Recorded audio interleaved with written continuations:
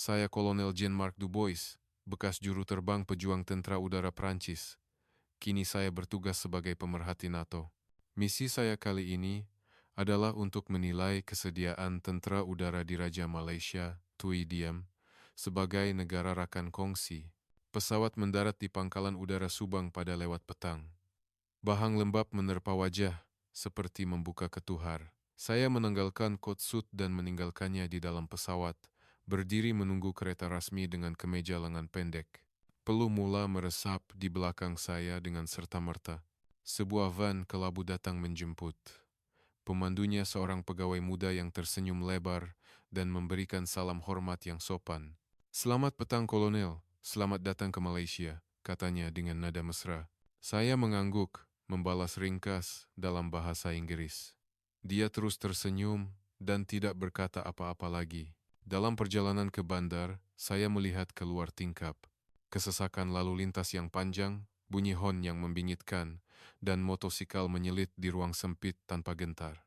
Saya berpikir dalam hati, adakah ini gambaran keseluruhan disiplin di sini? Tiba di hotel pada waktu senja, saya mandi dan menukar uniform, kemudian membuka fail dokumen misi, jadwal padat. Memerhati latihan penerbangan dengan pesawat Gripen, terbang sebagai penumpang di kerusi belakang, dan menulis laporan penilaian mengikut piawaian NATO. Keesokan paginya, sebuah kereta menjemput saya ke Pangkalan Udara Gong Kedak, Kelantan. Saya menaiki pesawat pengangkut kecil. Angin kencang semasa pesawat berlepas. Bunyi enjin yang sekata. Tetapi perkara yang membuat saya mengerutkan dahi ialah kokpit terlalu sunyi. Juru terbang dan pembantu juru terbang tidak berkata apa-apa kecuali arahan yang sangat ringkas. Saya terbiasa dengan penerbangan barat, di mana setiap langkah mesti dilaporkan dengan jelas. Di sini, seolah-olah semua orang boleh membaca pikiran masing-masing. Mendarat di Gong Kedak, bau masin Laut Cina Selatan menusuk hidung. Jenderal Komander Pangkalan datang menyambut saya sendiri. Sikapnya sopan, senyuman mesra, dan kata-katanya penuh hormat. "Selamat datang, Kolonel. Kami bersedia untuk pemeriksaan Tuan dalam segala hal," katanya dengan rendah hati. Saya mengangkat tangan memberi tabik hormat ala barat. Dia tersenyum lebih lebar. Kami masuk ke bilik mesyuarat untuk temu bual awal. Saya melihat pesawat-pesawat Gripen berbaris di bawah cahaya matahari yang terik. Badan pesawat bersih. Tetapi apabila saya berjalan lebih dekat, saya perhatikan calar-calar kecil pada badan pesawat. Sesetengah panel avionik kelihatan lama, bukan model terbaru seperti yang digunakan di Eropa. Saya mencatat dalam hati pemerhatian pertama, peralatan ketinggalan zaman. Seorang pegawai staf membentangkan gambaran keseluruhan latihan, slide dalam bahasa Inggris, tetapi dengan logat Malaysia yang jelas. Saya mendengar dengan teliti, mencatat setiap butiran. Perkara yang membuat saya tidak selesai ialah mereka sering bercakap tentang persefahaman di kalangan kru, bukannya komunikasi mengikut prosedur standar. Pada sebelah petang, saya melawat bilik kawalan penerbangan. Skrin radar lama tetapi berfungsi. Pegawai kawalan kurang bercakap, lebih banyak tersenyum, dan terdapat gelak tawa perlahan di sudut bilik. Saya terfikir, adakah suasana seperti ini sesuai untuk latihan penerbangan sebenar? Petang itu, saya dijemput makan malam bersama pegawai-pegawai TUDM, makanan pedas dan berempah gulai kawah. Sambal, sehingga saya terpaksa minum air sepanjang masa. Mereka bersulang dengan suara yang lantang, disusuli gelak tawa yang riuh. Saya tersenyum mengikut adat, tetapi dalam hati, saya rasa kelonggaran ini terlalu berlebihan untuk unit tempur. Sebelum tidur, saya membuka nota pribadi. Hari 1, peralatan kelihatan lama dan tidak modern. Suasana kerja terlalu santai untuk piawaian tentara. Esok akan bermula pemerhatian penerbangan sebenar. Saya menjangka masalah akan kelihatan lebih jelas. Saya memadamkan lampu, melihat siling putih. Bunyi cicak berdecit perlahan dari sudut dinding. Saya tidur dengan penuh keyakinan bahwa saya tahu bagaimana penerbangan yang selamat sepatutnya. Tetapi malam itu, saya masih tidak tahu bahwa dalam beberapa hari, keyakinan itu akan goyah tidak seperti sebelumnya. Pagi hari ke-2, saya bangun awal pagi. Bunyi merpati berkokok di atas bumbung hotel. Cahaya matahari lembut menembusi tirai biru. Saya memakai uniform penuh dan turun untuk sarapan. Di meja makan, terdapat bubur nasi panas dengan bau rempah yang menyelerakan. Beberapa pegawai diam duduk bersama, ketawa perlahan. Saya memilih duduk di sudut yang sunyi, minum kopi pekat. Rasanya lebih kuat daripada di rumah, tetapi membantu mata saya celik. Tepat pukul 8.30 pagi, kereta datang menjemput ke kawasan letak pesawat, udara panas dan lembab. Bau minyak pesawat bercampur dengan bau rumput basah. Saya memakai topi keledar, berjalan memeriksa pesawat Gripen yang akan saya naiki hari ini. Badan pesawat bersih berkilat, tetapi apabila dilihat lebih dekat, saya ternampak beberapa wayar dibalut dengan pita sementara. Saya mengerutkan dahi, mencatat satu lagi pemerhatian. Juru terbang TUDM yang ditugaskan menjemput saya bernama Kapten Azlan. Dia berusia lewat 30-an, tinggi, kurus, dan berkulit gelap. Dia memberi salam hormat sebelum menghulurkan tangan untuk bersalaman. "Selamat pagi, Kolonel. Saya yang bertanggung jawab hari ini." Nadanya lembut tetapi matanya serius. Saya duduk di tempat duduk belakang kokpit 2 tempat duduk. Kokpit lebih sempit daripada yang biasa saya. Beberapa skrin paparan adalah model lama, sedikit pudar. Saya mengikat tali pinggang keledar dengan ketat. Bunyi enjin mula berkeroncong sebelum memecut. Pesawat meluncur ke langit. Angin panas bergeser di sayap. Bunyi siulan angin di telinga saya. Saya melihat ke bawah. Laut Cina Selatan yang biru terbentang luas. Awan putih berkepul-kepul rendah seperti kapas. Kapten Azlan membuka saluran komunikasi. "Gong kedak kawalan, Gripen 11 bersedia untuk penerbangan mengikut pelan," balasan datang ringkas. "Diterima, terbang selamat ya," kemudian senyap. Saya menunggu laporan prosedur seterusnya mengikut piawaian yang saya tahu. Ketinggian, sudut sengat, arah, tetapi di sini, senyap sunyi. Hanya bunyi nafas Kapten Azlan yang perlahan di fon kepala. 10 menit berlalu, kami memasuki formasi penerbangan berpasangan. Dua lagi Gripen muncul di sayap kiri dan kanan, kurang daripada 100 meter jaraknya. Saya tegang. Penerbangan rapat seperti ini memerlukan komunikasi berterusan. Tetapi saluran komunikasi senyap. Tiada arahan belok kiri 30 darjah atau turun 500 kaki. Hanya isyarat tangan kecil dari juru terbang pesawat lain. Kapten Azlan mengangkat ibu jari, membalas dengan sengetan sayap yang perlahan. Saya meremang. Bagaimana mereka terbang seperti ini? Bagaimana jika ada salah faham? Bagaimana jika ada pesawat lain muncul? Saya menekan butang mikrofon. Gripen 11. "Laporkan status." Kapten Azlan membalas dengan suara tenang. "Semuanya normal, Kolonel." Dan senyap lagi. Saya melihat skrin radar kecil di kokpit. Titik-titik isyarat pesawat pasangan bergerak seolah-olah menari, mendekati, menjauhi, membelok bersama-sama dengan tepat, tanpa sebarang arahan lisan. Setengah jam berlalu, kami memulakan latihan meminta sasaran simulasi. Satu pesawat berpura-pura menjadi musuh, dua lagi mendekat. Saya bersedia untuk mendengar arahan yang panjang, tetapi tiada. Hanya bunyi enjin memecut dengan kuat, dan ketiga-tiga pesawat berpusing ke arah satu sama lain pada sudut yang sempurna, seolah-olah telah berlatih beribu-ribu kali. Saya menelan air liur.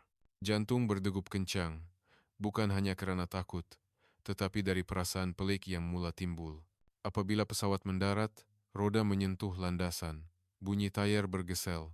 Saya menanggalkan topi keledar. Peluh membasahi wajah. Kapten Azlan berpaling, tersenyum kecil.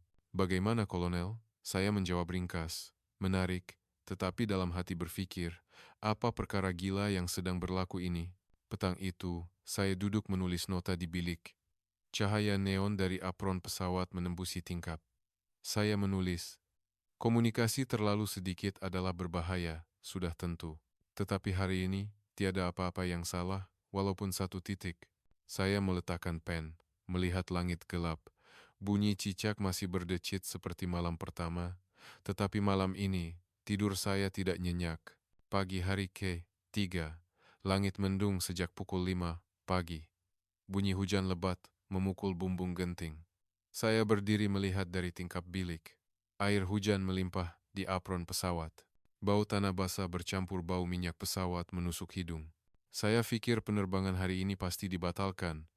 Mengikut peraturan yang saya tahu, jika hujan lebat dan petir, latihan mesti dihentikan.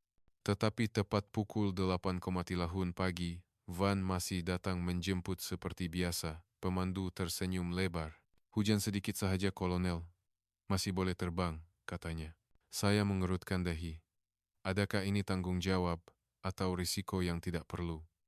Tiba di apron, saya melihat juru terbang TUDM sedang memeriksa pesawat dalam hujan. Ada yang memakai baju hujan kuning, tersenyum dan berbual-bual. Gelak tawa mereka kedengaran di tengah-tengah hujan. Saya menggelengkan kepala dalam hati. Mengapa tidak menunggu jika hujan masih selebat ini? Kapten Azlan berjalan ke arah saya, memberi salam hormat walaupun basah kuyup. Hari ini kita berlatih dalam cuaca sebenar, Kolonel. Barulah nampak bagaimana kita menyesuaikan diri, katanya. Saya mengangguk, tetapi hati saya tidak tentram. Kami menaiki pesawat Gripen seperti biasa. Hujan masih memukul cermin kokpit, bunyi kipas membelah udara berdesing. Pesawat meluncur ke langit, menembusi awan kelabu yang tebal. Langit di atas gelap, angin kencang bertiup, pesawat bergegar sedikit apabila memasuki arus angin. Saya menggenggam erat tempat letak tangan. Saluran komunikasi masih sunyi seperti biasa.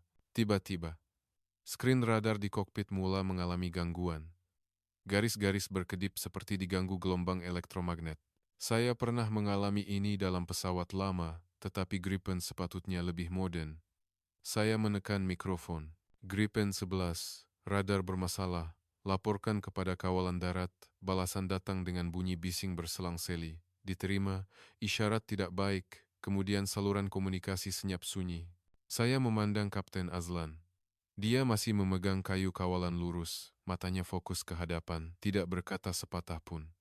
Jantung saya berdegup kencang. Ini adalah situasi yang paling saya takuti.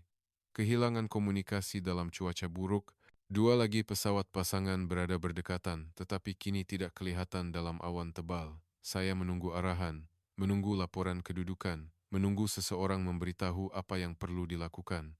Tetapi tiada, hanya bunyi siulan angin di telinga dan nafas Kapten Azlan yang tenang. Tiba-tiba, dia menyingitkan pesawat perlahan-lahan ke kiri.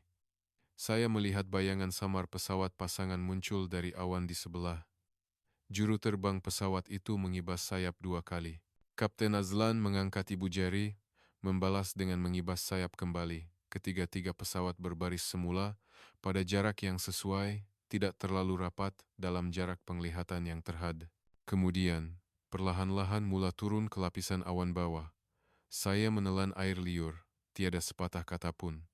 Tetapi setiap pesawat bergerak seolah-olah tahu apa yang ada dalam pikiran masing-masing. 10 menit berlalu. Gangguan isyarat beransur-ansur hilang. Suara kawalan darat kembali jelas. Gripen 11 kepada pangkalan. Diterima. Cuaca bertambah baik. Kapten Azlan membalas ringkas. Diterima. Pesawat mendarat dengan lancar di tengah hujan yang mula reda. Roda menyentuh landasan.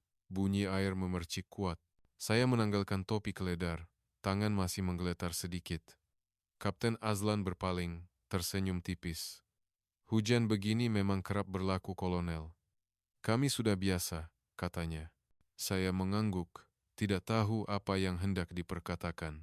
Petang itu, saya duduk di bilik mesyuarat, mendengar debriefing, pegawai TUDM bercakap tentang menyesuaikan diri dengan keadaan sebenar. Terdapat gelak tawa perlahan apabila mereka menceritakan gangguan isyarat. Saya mendengar dalam diam. Sebelum kembali ke bilik, saya berjalan ke apron pesawat. Hujan telah berhenti. Cahaya matahari menembusi awan, menyinari permukaan basah. Bau rumput basah bercampur bau minyak pesawat masih menusuk hidung. Saya melihat pesawat Gripen yang diletakkan dengan tenang. Saya mengeluarkan buku nota, menulis perlahan-lahan. Peralatan lama, mudah diganggu isyarat. Tetapi mereka melepasi situasi yang saya pikir mesti gagal. Saya menutup buku nota, melihat langit yang mula cerah. Mungkin saya silap sejak awal, tetapi saya masih belum bersedia untuk mengakuinya. Malam itu, bunyi hujan turun lagi. Saya tidur dengan keraguan yang mula bercambah di hati. Keesokan harinya, langit cerah sejak awal pagi. Cahaya matahari menyinari apron pesawat sehingga permukaan konkrit memantul cahaya yang menyilaukan. Bau rumput kering bercampur bau minyak pesawat menusuk hidung. Saya berdiri melihat 3 pesawat Gripen berbaris. Badan pesawat bersih, Tetapi saya masih melihat kesan pita yang membalut wayar semalam. Hari ini adalah latihan penerbangan formasi besar. 4 pesawat Malaysia dan 1 pesawat F-16 dari pihak NATO. Saya dijemput duduk di tempat duduk belakang F-16 untuk memerhati penyelarasan antara dua pihak. Juru terbang F-16 adalah seorang rakan lama Amerika bernama Lieutenant Colonel Mike. Dia menepuk bahu saya dengan kuat. "Jom tengok orang Malaysia ni tunjuk skill mereka, John Mark." Saya tersenyum kelat, menjawab, "Sudah tentu. Saya nak tengok sejauh mana mereka boleh lakukan." 5 pesawat berlepas serentak. Bunyi enjin bergema kuat, gegaran terasa di seluruh badan. Kami naik ke paras tinggi. Awan putih nipis terapung di bawah badan pesawat. Langit cerah, Laut Cina Selatan kelihatan jauh di kaki langit. Latihan bermula dengan formasi pertahanan skuadron. 2 Gripen berpura-pura menjadi musuh. 2 Gripen Malaysia yang lain, bersama F-16 kami, bertahan. Saluran komunikasi NATO riuh rendah. Lieutenant Colonel Mike melaporkan setiap langkah. Fox 3 sedang memintas sasaran dari timur. Turun 3.000 kaki, suara balasan dari pesawat lain kedengaran jelas. Semuanya mengikut prosedur yang saya kenali. Tetapi pihak Malaysia senyap sunyi. Saya melihat radar, titik-titik isyarat Gripen bergerak pantas, memintas musuh simulasi tanpa berkata apa-apa. Hanya bunyi klik mikrofon yang pendek kadang-kadang, sebagai isyarat. Lieutenant Kolonel Mick ketawa di fon kepala. "Dia orang ni senyap macam hantu, kawan."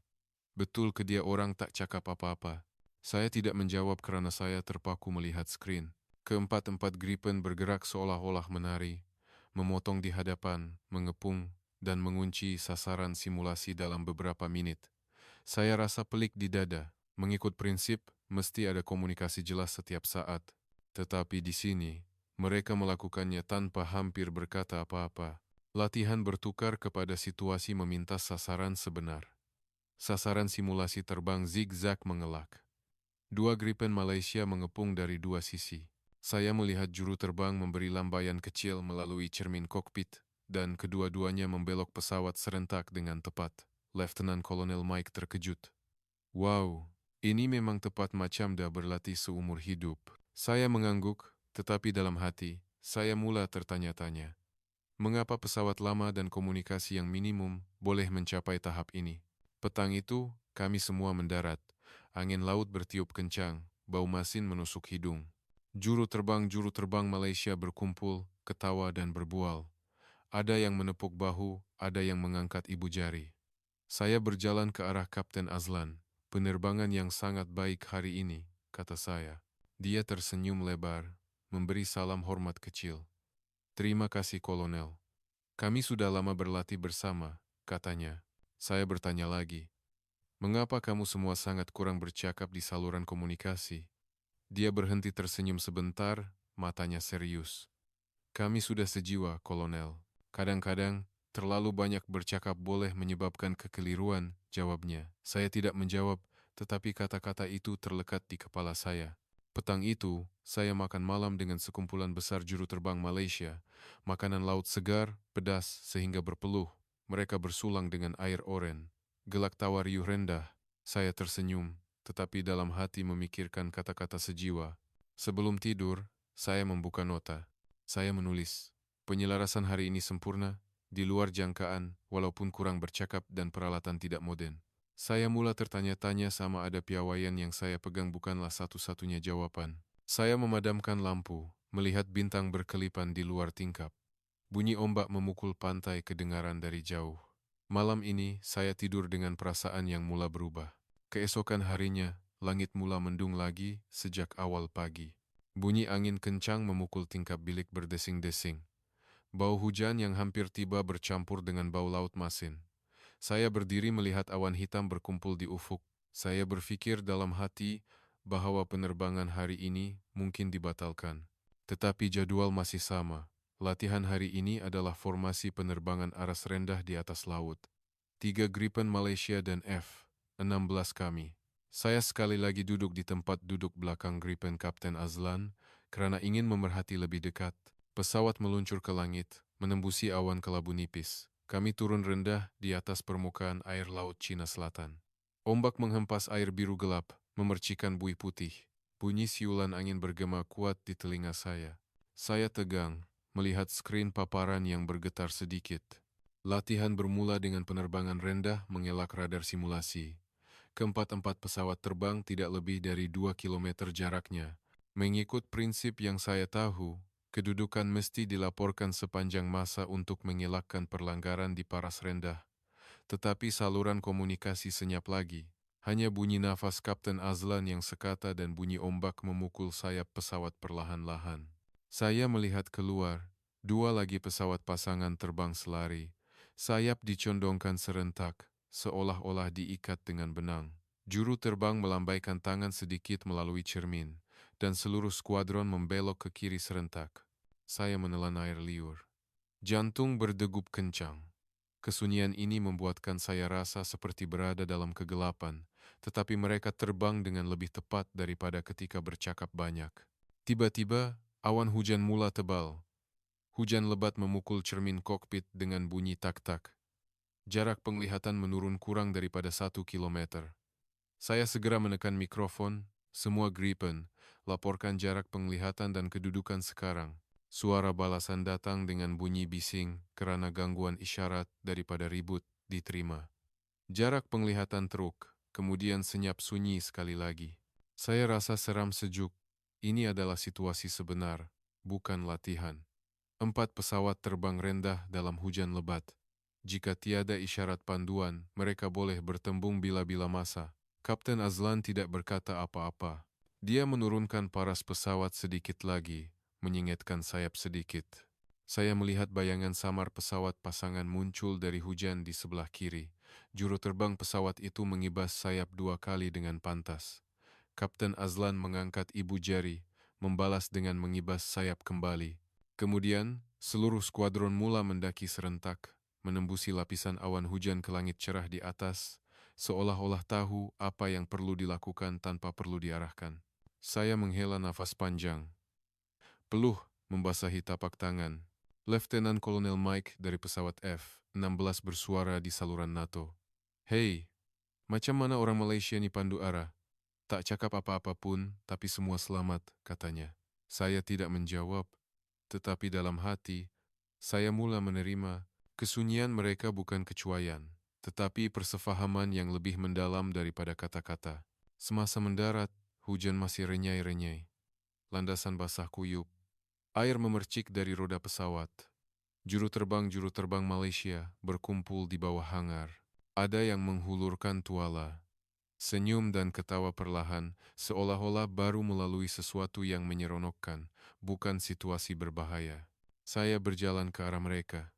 Kapten Azlan memberi salam hormat yang sopan, tersenyum lebar. "Menarik betul hari ini, Kolonel." Saya tersenyum membalas buat kali pertama dengan ikhlas. "Menarik, ya. Tetapi kamu semua sangat hebat," kata saya.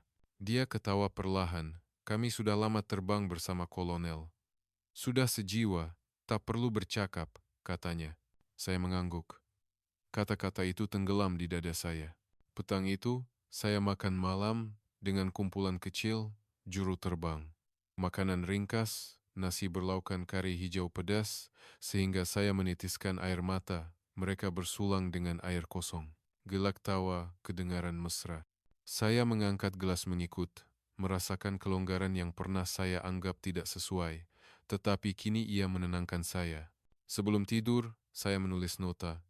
Hari ini hampir berlaku masalah besar kerana ribut, tetapi mereka melepasi dengan persefahaman yang sunyi. Saya mula percaya bahawa kesunyian mereka mempunyai kuasa yang lebih besar daripada yang pernah saya fikirkan. Saya memadamkan lampu, melihat hujan yang masih renyai-renyai. Bunyi ombak dari jauh terapung seperti lagu. Malam ini, saya tidur dengan rasa hormat yang mula terbina di hati. Keesokan harinya, langit diselubungi awan hitam sejak awal pagi. Bunyi angin kencang memukul daun berdesir-desir di sekitar pangkalan. Bau hujan lebat menusuk seluruh apron pesawat.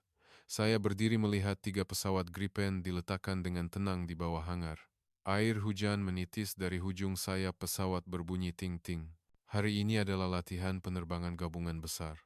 2 Gripen Malaysia dan 1 F-16 NATO. Saya memilih duduk di tempat duduk belakang Gripen Kapten Azlan lagi. Saya ingin melihat dari dekat bagaimana mereka akan menghadapi ribut. Pegawai TUDM bermesyuarat ringkas sebelum menaiki pesawat. Terdapat gelak tawa perlahan apabila bercakap tentang ribut. Saya mengerutkan dahi. Situasi seperti ini sepatutnya lebih serius. Pesawat meluncur ke langit, menembusi awan kelabu tebal. Angin kencang bertiup sehingga pesawat bergegar. Bunyi hujan memukul cermin kokpit kuat. Jarak penglihatan semakin teruk setiap saat. Kami memasuki formasi penerbangan berpasangan dengan F-16. Letnan Kolonel Mike bersuara di saluran komunikasi NATO. Jarak penglihatan sangat rendah. Berhati-hati dengan jarak. Suara balasan jelas dari darat. Tetapi, saluran komunikasi pihak Malaysia senyap sunyi. Saya melihat Kapten Azlan.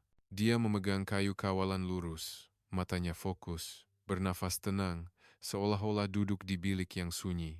Tiba-tiba, bunyi bising berdesing di fon kepala. Isyarat radar berkedip. Kemudian, semua saluran komunikasi terputus sunyi. Tiada suara darat, tiada suara pesawat pasangan. Senyap sunyi, hanya bunyi siulan angin dan hujan memukul. Saya rasa darah mengepam laju.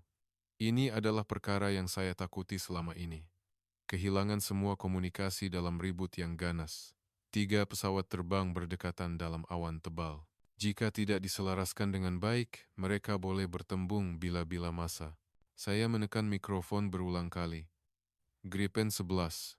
Laporkan kedudukan sekarang. Tiada balasan. Saya berpaling menjerit kepada Kapten Azlan.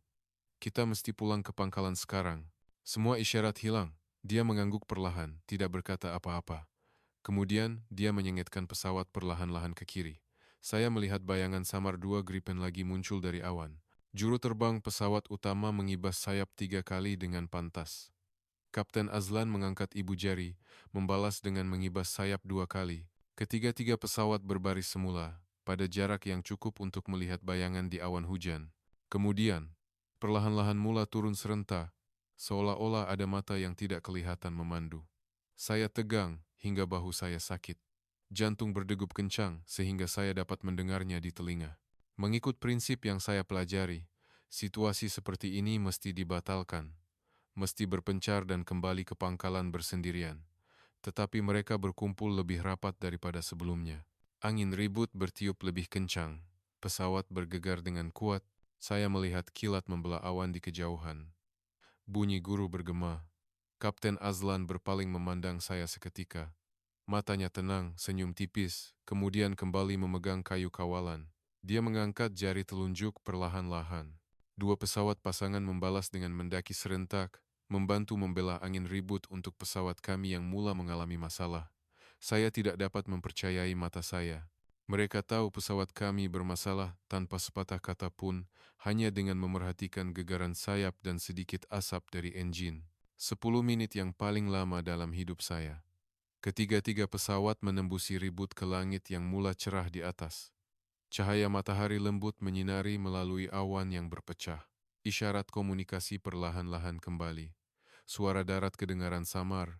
Semua Gripen kembali ke pangkalan. Ribut sedang bergerak, katanya. Ketiga-tiga pesawat mendarat mengikut urutan. Roda menyentuh landasan basah. Air memercik kuat. Saya menanggalkan topi keledar. Tangan masih menggeletar. Peluh sejuk membasahi seluruh badan.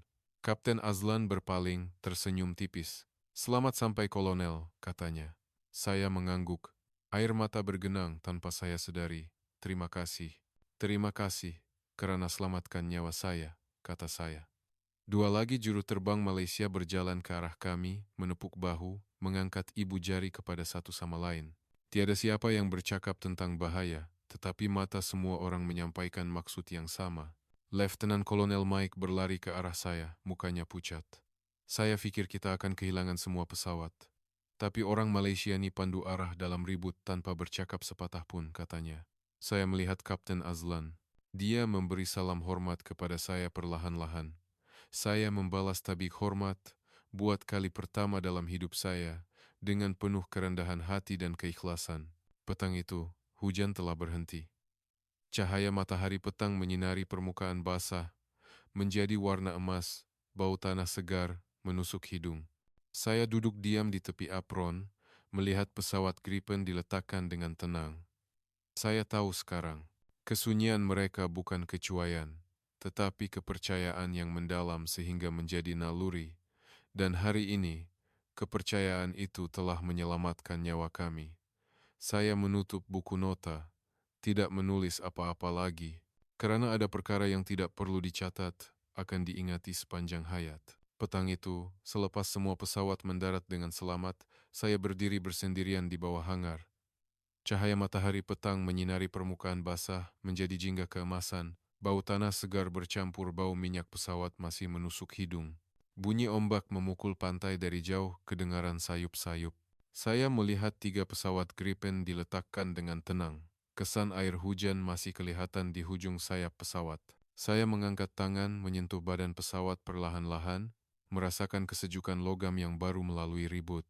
Kapten Azlan berjalan ke arah saya. Dia berdiri di sisi saya, melihat pesawat dalam diam. Tiada siapa yang berkata apa-apa untuk seketika.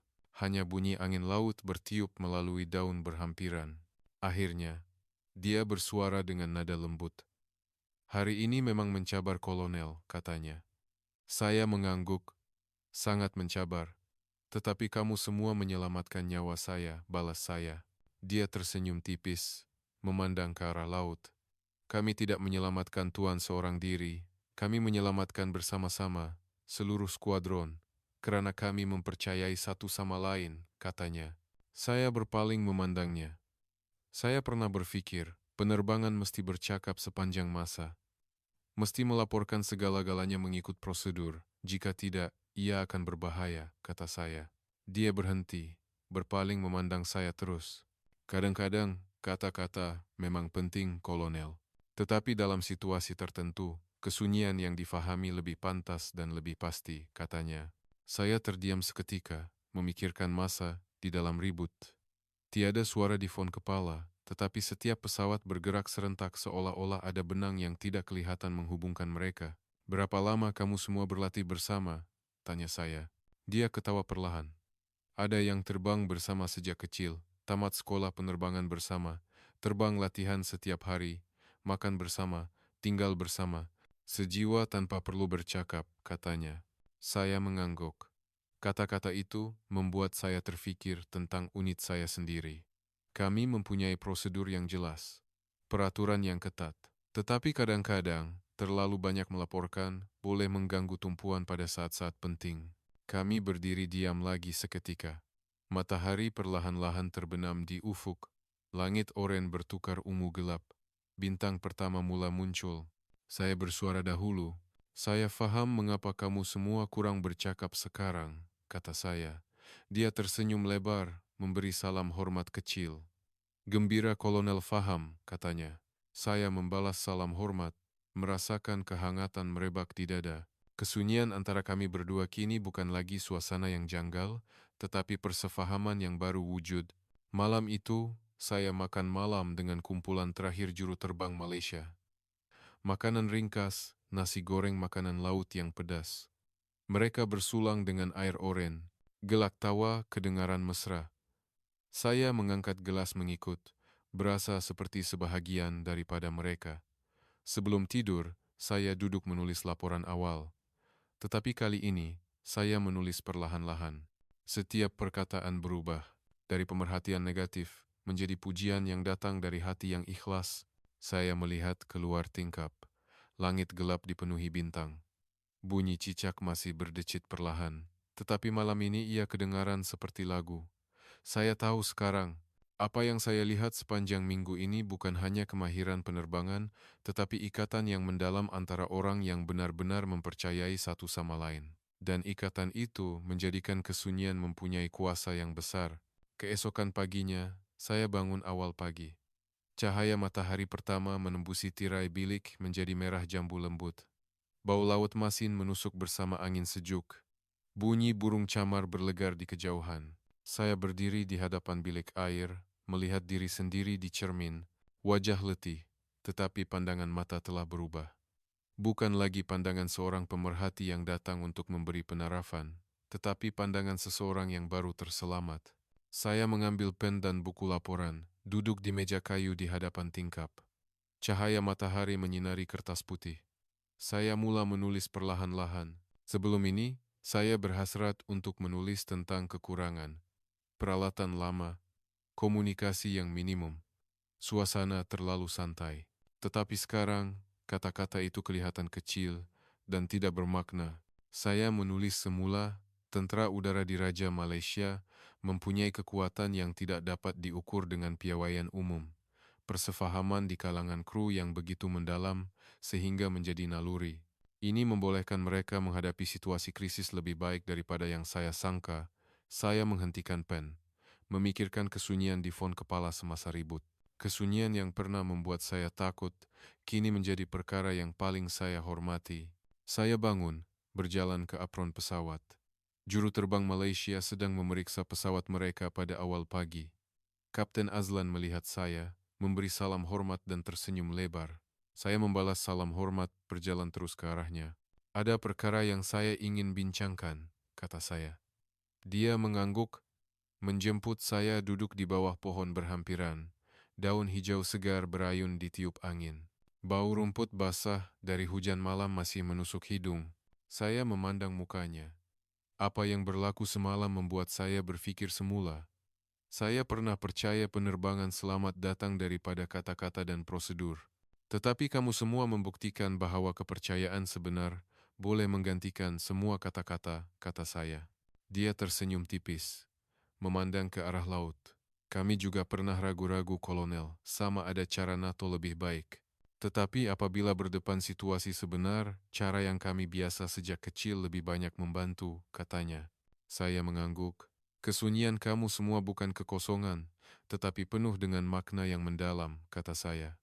Dia ketawa perlahan. Kolonel bercakap dengan indah, katanya. Saya tersenyum membalas. Berasa sedikit malu tetapi lega.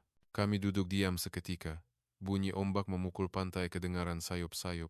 Kesunyian ini membuat saya lebih faham bahwa kadang-kadang tidak berkata apa-apa adalah komunikasi yang paling berkuasa. Saya bangun. Saya akan menulis laporan dan mencadangkan pertukaran pengetahuan tambahan. Saya mahu mereka datang dan belajar daripada kamu semua tentang membina kepercayaan di kalangan kru, kata saya. Dia bangun, memberi salam hormat yang dalam. Dengan senang hati, Kolonel. Dan jika Kolonel ada masa, jemputlah datang terbang bersama kami lagi, katanya. Saya membalas salam hormat. Pasti. Saya akan kembali, kata saya. Petang itu, saya berjalan ke bilik mesyuarat terakhir. Pegawai Tiu Diem memberikan cenderamata, kain songket Malaysia berwarna biru gelap yang dilipat kemas. Saya menerimanya dengan dua tangan, merasakan kehangatan merebak di dada. Sebelum menaiki pesawat pulang, saya berdiri melihat langit Gong Kedak. Awan putih terapung rendah. Angin laut bertiup sejuk. Saya berpikir dalam hati, kepercayaan yang mendalam kadangkala mempunyai kuasa yang lebih besar daripada 1000 perkataan. Dan kepercayaan itu bukan hanya milik Malaysia, tetapi sesuatu yang boleh dicipta oleh setiap manusia jika kita membuka hati kepada satu sama lain. Saya menaiki pesawat pengangkut kecil, melihat ke bawah. Apron pesawat semakin mengecil. Juru terbang Malaysia melambaikan tangan dari darat. Saya membalas lambaian, pesawat meluncur ke langit. Bunyi siulan angin di telinga saya, tetapi kali ini, kesunyian di kokpit membuat saya berasa tenang tidak seperti sebelumnya. Pesawat pengangkut kecil meluncur dari Gong Kedak. Saya melihat ke bawah, apron pesawat semakin mengecil. Pesawat Gripen diletakkan dengan tenang di bawah cahaya matahari petang. Saya melihat juru terbang Malaysia melambaikan tangan buat kali terakhir. Saya membalas lambaian, sehingga semuanya menjadi titik kecil. Dalam perjalanan pulang ke Eropah, saya membuka buku laporan, menyelesaikannya di dalam pesawat. Setiap perkataan datang dari hati yang ikhlas. Tiada kekurangan yang pernah saya fikirkan pada mulanya kekal. Saya menulis, saya mengesyorkan agar organisasi NATO mengadakan program pertukaran juru terbang jangka panjang dengan tentera udara di Raja Malaysia untuk mempelajari pembinaan kepercayaan di kalangan kru yang terbukti sangat berkesan dalam situasi krisis sebenar. berbanding berpegang pada prosedur yang kaku. Saya menandatangani nama penuh dan pangkat, menutup buku dengan rasa lega yang aneh. 2 bulan kemudian, laporan saya diluluskan. NATO menerima cadangan itu. Program pertukaran bermula pada tahun berikutnya. Saya ditugaskan sebagai ketua delegasi pertama yang kembali untuk latihan di Gong Kedak. Pada hari pesawat mendarat lagi, bau laut masin menusuk hidung seperti hari pertama. Tetapi kali ini, saya tersenyum lebar. Kapten Azlan, kini Major Udara, datang menjemput saya sendiri. Dia memberi salam hormat yang dalam. Saya membalas salam hormat dengan penuh kerendahan hati. Kami menaiki kereta ke pangkalan dalam diam. Tiada siapa yang bercakap banyak, tetapi kesunyian ini penuh dengan persefahaman. Sama seperti ketika kami terbang dalam ribut pada hari itu, saya terbang berlatih dengan mereka beberapa kali lagi. Kali ini, saya duduk di kerusi hadapan, belajar untuk kurang bercakap, belajar untuk lebih mempercayai, belajar untuk mendengar kesunyian. Tahun-tahun berikutnya, ramai juru terbang NATO datang. Ada yang datang dengan keraguan seperti saya, tetapi semua pulang dengan rasa hormat dan membawa apa yang dipelajari untuk disesuaikan dalam unit masing-masing. Saya bersara apabila mencapai umur yang ditetapkan, tetapi masih terbang ke Malaysia setiap tahun, duduk di bawah pohon di tepi apron pesawat, melihat pesawat Gripen meluncur ke langit, melihat juru terbang generasi baru mengibas sayap memberi salam. Kadang-kadang, saya berjumpa Major Udara Azlan. Kami duduk berbual tentang kisah lama, ketawa perlahan apabila teringat hari-hari saya takutkan kesunyian. Dia mengangkat gelas air kosong, bersulang dengan saya. "Kolonel, banyak berubah," katanya. Saya tersenyum. "Kerana kamu semualah," balas saya. Pada suatu petang, cahaya matahari lembut menyinari apron pesawat. Angin laut bertiup sejuk. Bau masin menusuk hidung. Saya melihat langit cerah. Bunyi enjin kedengaran sayup-sayup dari jauh. Saya berfikir dalam hati, keajaiban sebenar Malaysia bukan pada pesawat moden atau bangunan tinggi, tetapi pada kepercayaan yang dibina oleh orang di sini sejak kecil. Kepercayaan yang menjadikan kesunyian sebagai bahasa yang paling kuat. Dan kepercayaan itu bukan sesuatu yang eksklusif untuk Malaysia, tetapi sesuatu yang setiap manusia berpotensi untuk bina jika kita membuka hati dan memberi masa kepada satu sama lain. Saya bangun, mengangkat tangan memberi salam hormat kecil ke langit, kemudian berjalan pulang ke hotel dengan senyuman yang tidak pernah pudar.